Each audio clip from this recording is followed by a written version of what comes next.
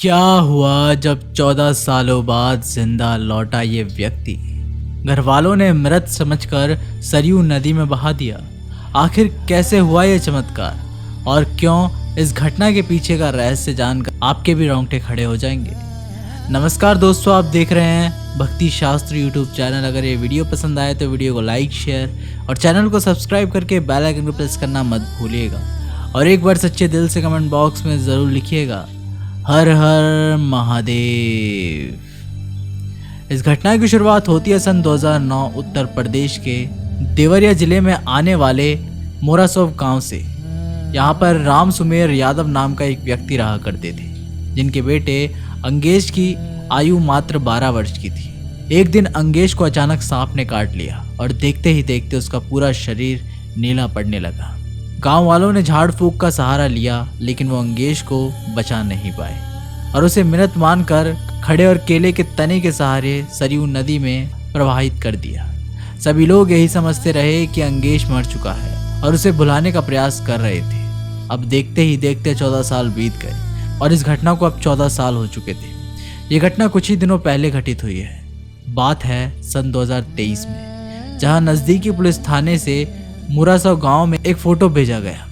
Police वालों की पूछताछ ये थी कि फोटो वाला व्यक्ति खुद का नाम अंगेश बता रहा है और उसका दावा है कि उसके माता पिता इसी गांव में रहते हैं। जब राम सुमेर यादव और उनकी पत्नी ने उस फोटो को देखा तो उनके रोंगटे खड़े हो गए, क्योंकि वो उनका वही मृत बेटा था जिनको उन्होंने 14 साल पहले सरयू नदी में मृत मानकर बहा दिया था। अब उन्हें पता चला कि अंगेश अभी भी जिंदा है तो उनके पैरों तले जमीन खिसक गई और वो तुरंत ही नज़दीक पुलिस स्टेशन के लिए रवाना हुए।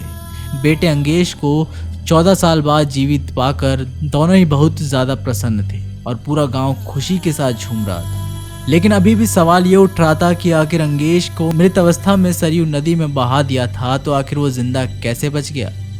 और इस प्रश्न का जवाब केवल अंगेज ही दे सकता था। इसके बाद अंगेश ने सच बताते हुए कहा कि अब जब उसे सरयू नदी में मृत मानकर बहाया गया था, जब उसे होश आया तो वो एक सपेरों की बस्ती में मौजूद था। वहां पूछने पर पता चला कि अमन माली नाम के एक सपेरे ने नदी में से निकालकर झाड़ फूंक के जरिए उसकी जान बचाई। जिसके बाद अंगेश उन्हीं सपेरों की बस्ती में रहने लगा और उन्हीं के साथ घूमने फिरने लगा, तमाशा दिखाने लगा। कुछ दिनों तक वो उन्हीं के साथ रहा। बाद में वह पंजाब चला गया, लेकिन अंगेश का कहना था कि अमन माली जिसने उसकी जान बचाई थी वो उससे जबरदस्ती नौकरी करवाया करता था और सारी तनख्वाह खुद हड़प लिया करता था। मगर अब धीरे धीरे उसे अपना घर परिवार सब कुछ याद आने लगा था और वो अब पुनः अपने घर आना चाहता था। अंगेश ने बताया कि उसने अपनी सारी कहानी आजमगढ़ जिले के एक निवासी ट्रक ड्राइवर को बताई।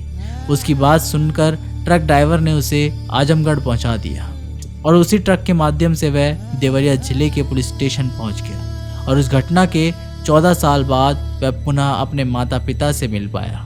दोस्तों, महादेव की लीला अपरंपार है और अंगेश के साथ हुई ये घटना इस लीला का साक्ष्य प्रमाण है। लेकिन गांव में हो रहे झाड़ फूंक आज भी इस बात का प्रमाण है कि भारतीय गांव के अंदर आज भी अंधश्रद्धा फैली हुई है। अगर उस समय अंगेज को एक अच्छे अस्पताल में दिखाया जाता तो ये सारा घटनाक्रम हुआ ही नहीं होता। इस घटना को लेकर आप क्या विचार रखते हैं? और अगर ये घटना आपको पसंद आई हो तो वीडियो को लाइक करें, चैनल को सब्सक्राइब करें। मैं जल्दी मिलता हूँ आप लोगों से एक नई वीडियो के साथ। तब तक के लिए धन्यवाद।